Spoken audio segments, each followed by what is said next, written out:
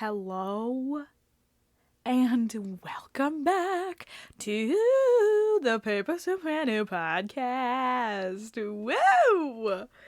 Oh my god, you guys. It's episode 70. 70. Okay. Oh my god. Sorry, I'm in a great mood. Just had a good voice lesson, and everybody knows if you've ever had voice lessons, when you have a real good one and you're like doing the right things and your teacher is like, yes, and you're like, thank you, and you like do the right things and you're just like, yes. That is like better than drugs. Like, not that I've ever done drugs, but like, you know what I mean. So yeah, just had a good fun lesson. And even though I had a good lesson despite the fact that I'm not necessarily feeling like my vocal best right now, if that makes any sense. Like I'm kind of a little bit like still getting back into shape here vocally, like singing a lot and teaching lessons, and still trying to find that groove, get back into the shape that I was before break, vocally. And yeah, I'm kind of in like a little bit of a slump, I guess you could say, in that whole process. And I'm also like about to get my period this weekend, which is not TMI if you acknowledge the fact that periods are not that weird. Like everybody who is female and some people who identify as male have periods, and everybody in between. Like I'm not here to tell you who has periods and who doesn't, but I am here to tell you that a lot of freaking people have them, okay? And it can totally throw things off. So, that being said, kind of just getting back into the swing of things. Also, dealing with some hormonal stuff, whatever, we're living. So I wanted to talk to you guys today about something that these words were just not even in my vocabulary in the past. I don't know, like these are brand new words and brand new experiences. I have been dabbling from time to time in Twitch streams, and I don't play video games and I don't necessarily even like them. So hear me out. Okay, I like Twitch streams because there's something fascinating to me about live streaming, and not like, hey, it's me, I'm your uncle, I'm here on the Facebook Live that I always do or whatever. Like, it's different than Facebook Live. Facebook Live is weird, but like, it's different than Instagram Live as well. Instagram Live is a little bit, I don't know, Instagram Live is different, but Twitch is like, the whole platform is streaming live. So Instagram is like you have multiple things that you can do on that platform, and live streaming just happens to be one of them. But it's interesting to me that the whole platform of Twitch, sorry, I'm like scratching something on my face impulsively. But anyway, yeah, so Twitch is, it's an interesting platform to me, and I'm very intrigued. So, I also had someone tell me not too long ago that they were like, oh, you're so consistent with posting the podcast, you should start a Twitch stream, and you should just stream on Twitch, you should do that. And I would be lying to you if I said I wasn't considering it. There's something about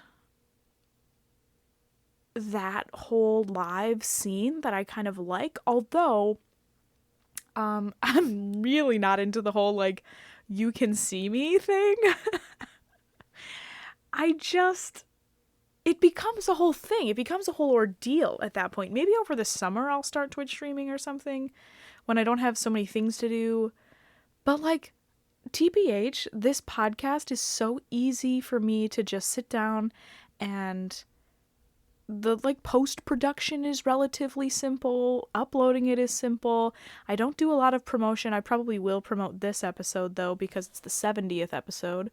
I'm trying to keep it to like the O's and the 5s So like 70, I'll promote it. 75, I'll promote it. You know, those kinds of things. I used to do each one, but it's just becoming too much, and I'm trying to do the least for this, okay? I'm trying to do the least and get the most, because I'm used to doing the most and getting the least. So, I'm trying to switch it up with this, and I think that Twitch is sometimes, especially just for the fact that you have to look like a human being when you're on camera, that's not my vibe right now. I look like trashola on camera. So, yeah, I mean, for this, I don't have to do anything. I don't have to look a certain way, whatever. I'm literally just sitting at my desk here. I am actually cooking soup right now. It's cooking, and I'm not doing anything in particular. I'm just hanging out. This is how I wind down at the end of a long day. So, I don't know. Maybe I'll feel differently about Twitch in the future, but I love watching other people. Like, and when I say watching other people, like, some people I know, like, I actually, I watch, if you're into, like, books, like, book reading, somebody, like, literally reading a book to you, I think her tag name is, like, tag name, what the hell? I think her username is, literally Selena. She and I went to high school together, and she reads stuff on Twitch. And if you want to go there, it's kind of like really relaxing, really chill. You can like curl up and hang out or do homework. So she's on Twitch. I also have been watching and listening to Devin Werkheiser, who is actually, you probably know who he is, but you don't know his real name. He's Ned from Ned's Declassified School Survival Guide, like that show from Nickelodeon. So yeah, I've been watching him. His Twitch is with another one of the actors from that show. It's called Crystal Boy Island. And theirs is pretty fun, pretty cool, pretty fun. Who else?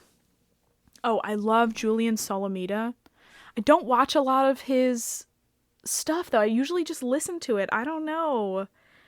It's a weird thing because, like, the people who are really there, who are supposed to be on Twitch, like, those are the people who, like, enjoy it, and they're living, like, they're playing Among Us, and, like, they're playing Fortnite, and they're playing all those, like, you know, games, video games that I don't know anything about.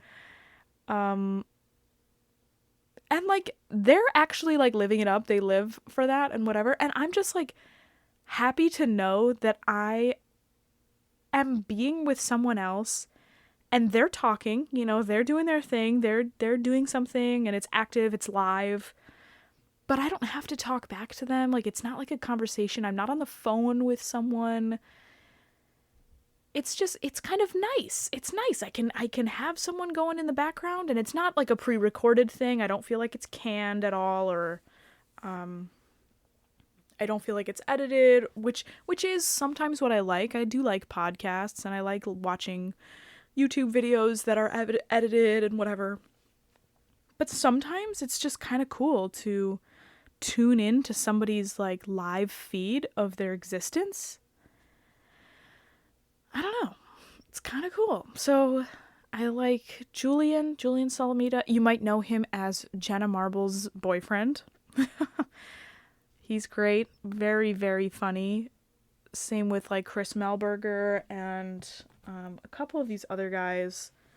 Oh, yeah, recently I had been inducted, I guess, to a stream by my friend Kat. Kat has a stream. Kat Sandstead. Her username is Cat Viola. She does Fortnite stuff. I tell her this all the time. I'm like, I do not like Fortnite. I am not into that. And I know that the main demographic is like, I'm so sorry. The main demographic is like middle school boys. And like, I get it. But like, I'm just there to hang out. But also, Kat like let me know about this guy, Tim Wong. He also does Fortnite. Really fun energy. Like, that's just really what I'm after, you know? And also, if you're into a music stream, like if you want to stream like music stuff, literally, I just opened one up, so you might have just heard it. But Adam Neely has a Twitch. So he streamed, I think he did a 24-hour stream recently where he was doing it for a charity, raising money for charity. And his screen name is, I think it's Adam Neely. It's _ Adam Neely. And yeah, dude, just fun times, you know? Like, really fun stuff. Yeah, Curtis Connor has a Twitch. Noel Miller. I'm just looking at all the people that I subscribe to, which is only like less than 10, but yeah, it's just interesting. Really interesting stuff. There's new platforms, and I'm just learning about all of these new platforms. And if you are a musician, I think it is so wise to be fluent in social media because you are a product, essentially. And as much as you might hate the game that social media plays, in a way, if you want to market yourself, if you want to, like, you know, be marketable, and you want to, like, I don't know, you want to do something where you are, you post online, or you have a platform that way, you have content that you want to put out, you want to get monetized, you want to do this, you want to make money online, whatever. If you want to do all that, you better know what's up. So I kind of roll my eyes at the whole, like, oh God, I hate social media because it's just so toxic, and I need to get that out of my life. My energy is this, and it's just, everybody's just, on social media, you know. And I'm like, yeah, I do know. Trust me, I know. But there are also good sides of social media, and you know what I'm talking about. Communities of people, supportive people, answering questions about things that you might have, connecting with people who might get you a job because they know you, or because you follow them, or because you posted something and they liked it or shared it or whatever. There are really beneficial things to social media that I think musicians really need to take advantage of. And the whole, like, facade of, you know, I'm protecting my vibe because I can't go on social media too much, blah, blah, blah. Like, listen, I get it. You can trust me. I get it. And I agree with you. I really do. I don't like the whole concept of, you know, social media being designed to, like, suck you in and have that kind of aspect to it. But that's kind of like the beast that we're all fighting with right now, and that's like a little bit of the reality of our world. And in a way, it looks like it's here to stay. We're not gonna, like, go back to putting flyers in people's mailboxes, or, like, we're not gonna go back to you know, dropping your resume off at a college. Like, everything's online. You know what I mean? You know, like, we can't go backwards with this. So you might as well challenge yourself to find a healthy relationship with social media, and do that by educating yourselves on the barriers and the, you know, the positive platforms and the pitfalls of certain things. Like, I personally think that a lot of people find out too late that YouTube is super, super difficult to make money off of. And people try so hard, and they, like, pour money into this platform in terms of, like, their time and their creativity and their efforts and whatever. And YouTube just kind of sucks. Because back in the day, like, it wasn't as regulated when, like, you know, Jenna Marbles and Shane Dawson and Felix Kjelberg and all these people were, like, just starting, and, like, they were no one back in the day on YouTube. And those are the people who are, like, they reaped the most benefits from YouTube. because it was unregulated and because there weren't as many games to play in terms of like copyright and, things getting demonetized and things getting taken down, it's just changed. The platform has evolved because people saw it as an opportunity to make money, and then people monopolized on it and everybody tried to do that all at once. And you ask a middle schooler today, there's a good chance that they might say, what do you want to be when you grow up? There's a good chance that kids today, you could walk up to a kid today and they could say a vlogger. They could literally say a vlogger is what they want to be when they grow up. Because all of these people who are like vloggers currently, like David Dobrik and Jake Paul and, even JoJo Siwa, these are young people who are literally cashing in on social media. They're just raking it in, dude. I just read the other day, or I think I listened to it on his podcast, but David Dobrik just bought a literal $9 million house. Just bought it. And was like, oh, yeah, I was really going back and forth. I tried to bargain him down and, whatever. And we settled at $9 million. And I was like, I wish that I could just be like, I settled on $9 million. What does that feel like? And I'm not saying that that's a desirable thing, because honestly, it's so unrelatable. It's not even funny. For content, I'm not trying to create content like David Dobrik at all, because I don't have the facility to do that. I can't act like that. And some people on YouTube, like young people, will start acting like they're millionaires right away and try and flex on people, and it's cringe and it's bad. You can't do that. You got to work with what you got. And right now, all I've got is this little microphone, and I've got this computer, and I've got a pot of soup on the stove, and I've got a book. So that's what we're gonna do. And and I've got opinions. I've got thoughts about things. So it's not all nothing. Hold on, let me take a sip.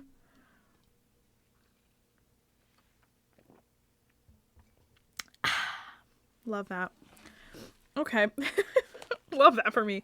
Oh, the spine is ripping on this. No. Dang it. That's when you know it's a good book, because the spine is literally ripping. It's been opened so many times. Okay.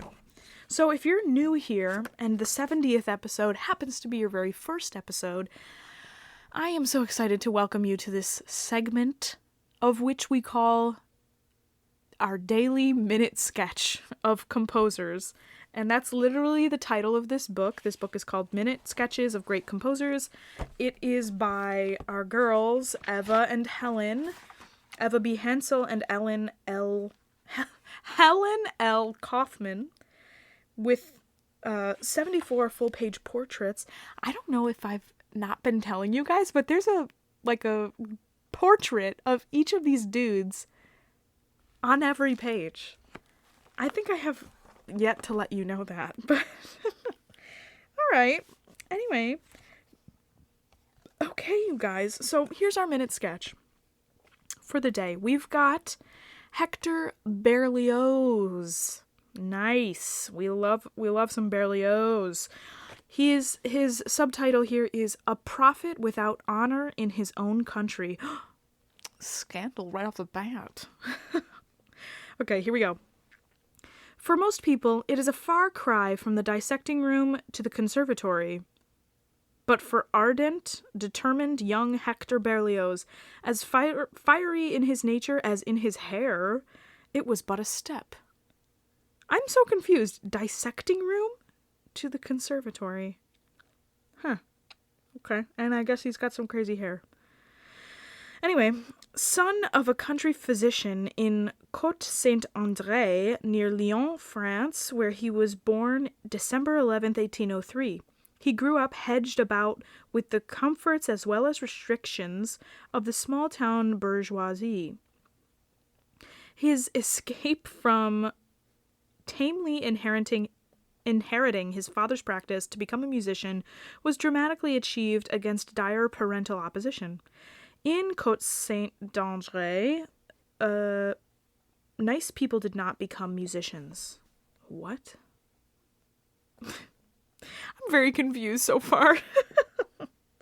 His career in the conservatoire was stormy, for Cherubini, its head, strongly disapproved of the young radical and his original ideas, and withheld the Prix de Rome for him for 3 successive years, in the course of which he had almost starved as a chorus man in the Parisian theatre.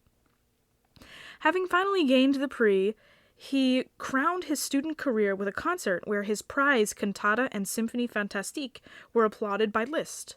In 1834, when he conducted his Herald Symphony in Paris after his return from Rome, Paganini rushed to the platform, covered Berlioz's hand with kisses, commissioned him to write a viola concerto, and gave him 20,000 francs.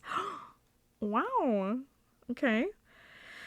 This was a bright moment, but there were many dark ones. He married Henrietta Smithson, an English actress, whom he wooed to her bewilderment, as dramatically as he did everything else.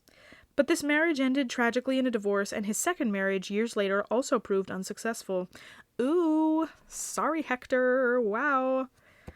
Okay. His 3 great symphony poems, Romeo and Juliet, Benvenuto Cellini, and Le Damnation de Faust, were received with such apathy by his Parisian audiences that, after each failure, he was impelled to escape from Paris and tour in Russia, England, Germany, and Austria. Everywhere excepting in Paris, his works were received with enthusiasm. I am so sorry, you guys. Finally, election to the Académie and the Légion d'honneur could no longer be denied to him. He even became a librarian at the Conservatoire, though the post of harmony professor was refused to him because he could not play the piano. Oh, relatable. No. A master of orchestral idiom, his music was stormy, like himself, his conceptions immense and original. The failure of his last opera, Les Troyens, which was hissed off at the Paris stage. What? Hissed off at the Paris stage? The death of his son Louis and his own nervous malady caused the final breakdown, and in March 1869 he crept to the south of France to die. You gotta be kidding me! That last sentence just sent me, dude. Like,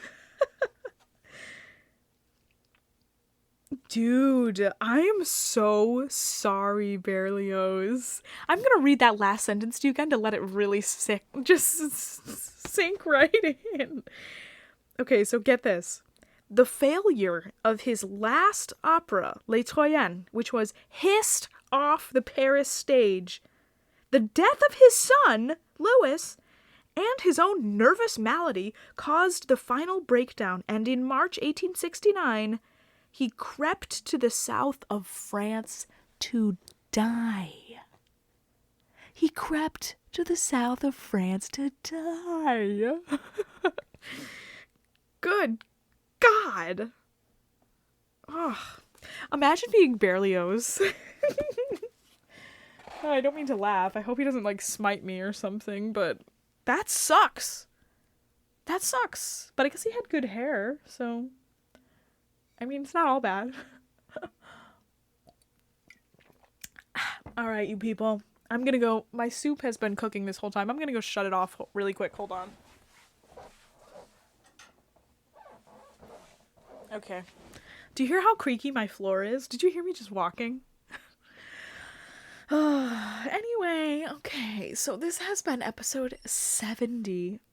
70 episodes. Can you even believe it?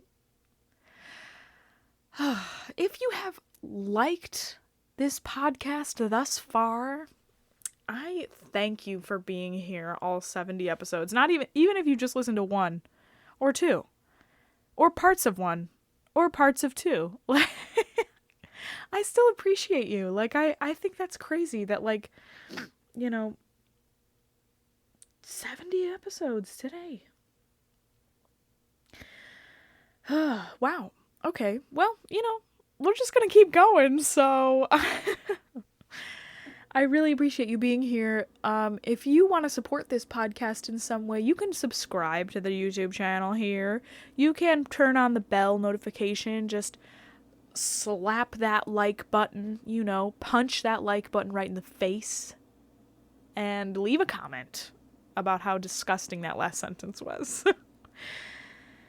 And yeah, this of course is the Paper Soprano podcast, and I am your host, Heidi Schneider. I hope that you have a wonderful morning, afternoon, evening, or night, whenever you happen to be listening to this podcast.